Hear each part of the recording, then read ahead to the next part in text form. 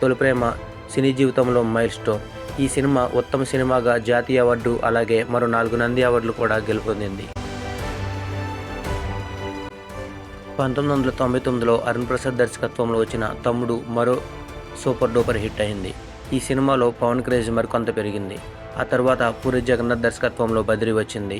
ఇలా తనదైన నటనతో అభిమానులతో పవర్ స్టార్గా ప్రసిద్ధి చెందాడు. ఈ సినిమా సమయంలోనే రేణు దేశాయ్ను పెళ్లాడాడు. ఇదిలా ఉంటే ఎస్జే సూర్య దర్శకత్వంలో 2001 ఖుషి వచ్చింది. ఆ సినిమా పవన్ కళ్యాణ్ కెరీర్లో బిగ్గెస్ట్ హిట్ అవడమే కాదు, ఆ సంవత్సరం ఇండస్ట్రీకి కూడా ఆ సినిమానే అయింది.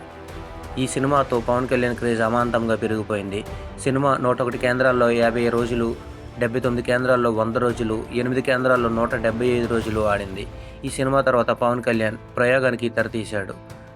తన కోసం ఒక అతను సిద్ధం చేసుకుని రేణు దేశాన్ని హీరోయిన్గా పెట్టి జానీ అనే సినిమాని మొదలుపెట్టాడు. ఈ